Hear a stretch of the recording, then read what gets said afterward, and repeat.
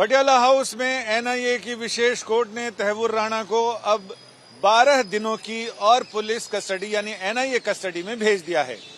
पिछली बार Patiala house court में विशेष NIA के न्यायाधीश चंद्रवीर सिंह की अदालत ने 18 दिन की पुलिस कस्टडी में भेजा था, यानी एनआईए की कस्टडी में भेजा था, और अब 12 दिनों की कस्टडी के साथ ही 30 दिनों की कस्टडी की मियाद पूरी हो जाती है।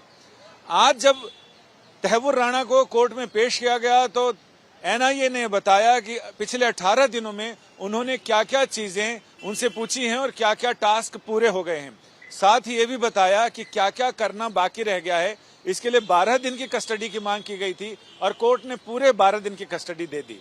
बाकी अन्य मामलों में जिसमें एनआईए इन्वॉल्व ना हो तो ऐसे में 14 दिन की कस्टडी दी जाती है, लेकिन एनआईए से जुड़े मामलों में चूंकि राष्ट्रीय सुरक्षा से जुड़े संवेदनशील मामले होते हैं, लिहाजा उनमें 90 दिनों के बीच 30 दिन की कस्टडी कुल दी जा सकती है और वो 30 दिनों की कस्टडी 12 दिनों की कस्टडी के साथ ही ये मियाद पूरी हो जाती है।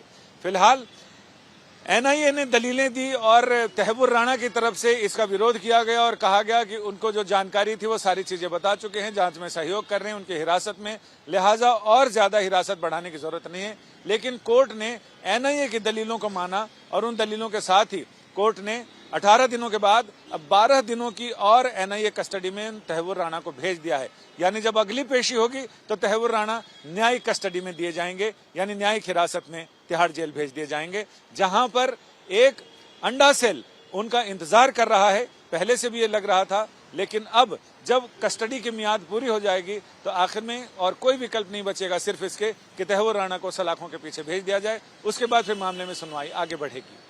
कैमरामैन मनीष के साथ संजय शर्मा, दिल्ली, आज तक।